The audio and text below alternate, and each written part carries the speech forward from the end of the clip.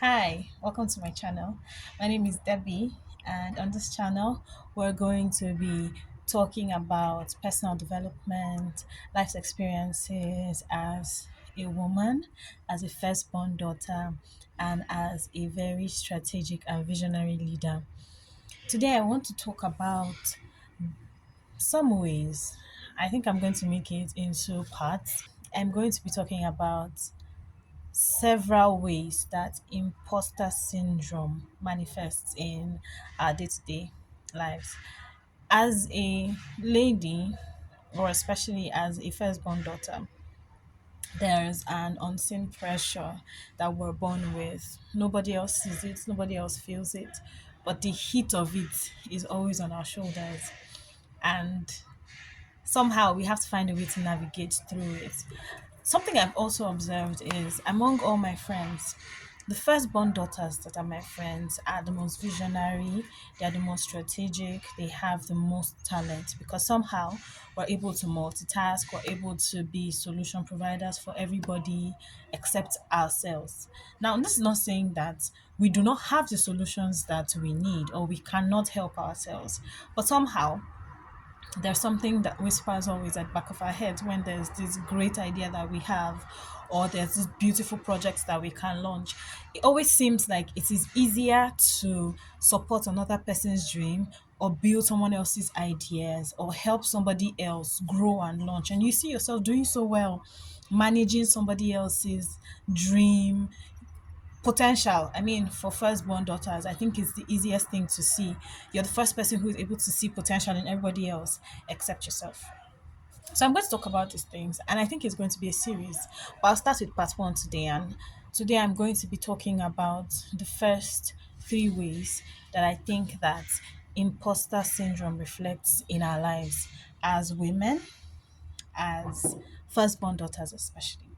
So the first one I'm going to talk about is failure to launch.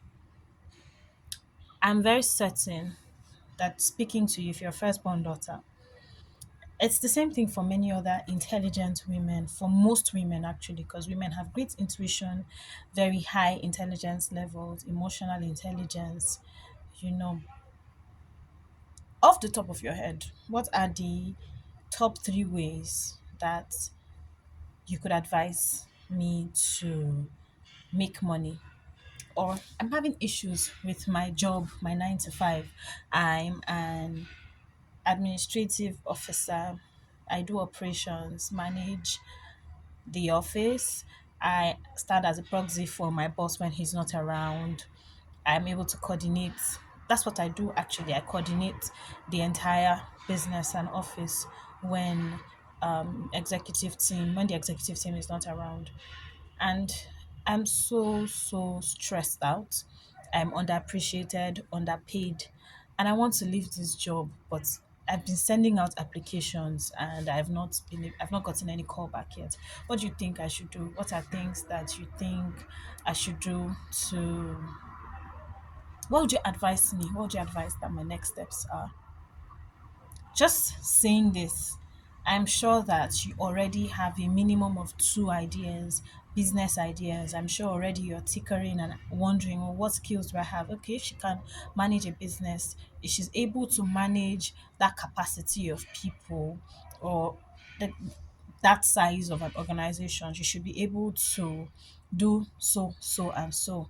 It's one of the easiest things to do, right? But then if I put that back to you, what are those pet projects, those business ideas that you've had refined, written in your journal over and over again, but somehow a reason has always come up why you cannot launch this month, why you cannot launch next month? I am guilty.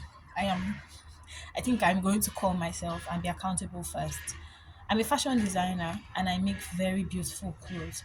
But somehow, because I am afraid to know what people's thoughts are, how people are going to feel about my designs, and what they're going to wear. Quick story. In 2018, for my birthday, I was going to have a photo shoot and I designed some clothes I was going to wear. I'll try to stitch in a picture. I think I found some old pictures.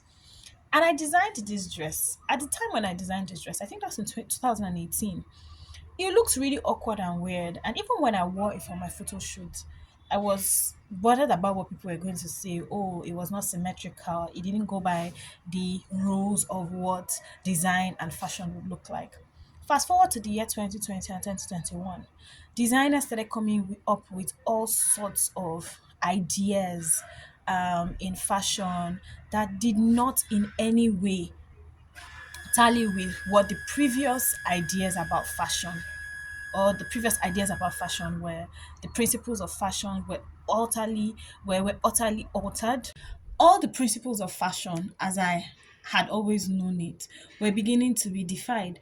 Even till today, in the Nigerian fashion industry, we are seeing designs, we're seeing ideas, beautiful artistic ideas that do not align with what the principles of fashion used to be. And all around the world, everybody's talking about the Nigerian fashion.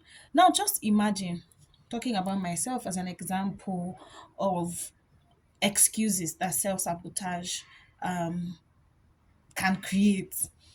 If I had stuck with it, at some point I got a 9 to 5 and it was the next excuse to not have my business because I was working all the time, I had deadlines, I had other things to do, and somehow I never just got to it. The next thing I'll talk about after failure to launch is negative self talk. That is like a major one.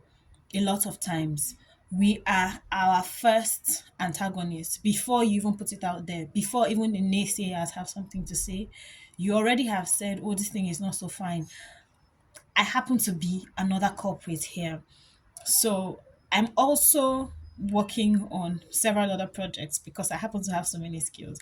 And one of the other skills that I have is design, graphic design.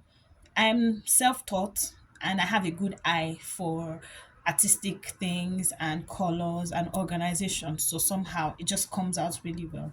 And I find that every time I put a design together and I want to put it out there, when I'm doing it, the idea comes together. It's a beautiful idea and the progression of what that idea is supposed to be. But the moment I'm done, all of a sudden it looks like it's a mess. It looks like all of the information are all crumpled up together, the colors are not blending in. And it literally takes somebody else to tell me, oh, this is so beautiful. So as it was the work process flow, you're supposed to do these things. Whenever you did a design, you'd share with two other colleagues to get their feedback. Now, this was not a way to say you're not good at what you were doing, but it was also a way to get other points of view, perspectives, and just to do a quality check of what you're doing. And I observed that it actually took my colleagues telling me, oh, this was really beautiful. And how did you come up with this concept or this idea before I started to see the beauty of what the work that I had done? And negative self talk, that's it, where you first see all the wrong things before you start to see the good things. Sometimes you don't see the good things because all of the negative things would have crossed out the good things that could possibly be there. And then the third thing and the final thing I'm going to talk about today before I continue this series is perfectionism. The third thing I want to talk about today is perfectionism. The idea of perfection. Oh, this is not good enough. I'm going to launch next week. I think that it actually aligns with failure to launch, it aligns with negative self talk, and then it just comes down to what perfectionism is, the idea that something has to be perfect to a certain extent. In fact, that the idea that it has the concept that it has to be perfect before you put anything out there, and perfection does not exist. Everything, whatever idea it is, whatever project you're working on, to the extent that you have been able to conceptualize it and bring it out to life, it's perfect. It's perfect for different stages, for different audiences, for different people, and for different purposes, right? The fact that you do not think it is good enough to go out does not mean it's not functional, does not mean that it's not working or it cannot work and it cannot do what you initially designed it to do. But then looking at how to make it perfect is one of the ways that self sabotage keeps us stuck in our seats, does not let us move forward, and just holds us down. I would say there are five other ways that self sabotage holds us back as individuals, especially as first daughters, because that's what I'm concerned with. And I would like to very much help other first daughters like myself see these things and work together as we grow out of it. So, in my next episode, I'm going to be talking about the other five ways that self sabotage limits us. I hope that this video was a learning curve for you, and I look forward to seeing you in my next video. Before you go, please like, share, and hit the subscribe button so you can get the next episodes and other interesting videos that I'm going to be sharing. Thank you for staying. See you. Bye.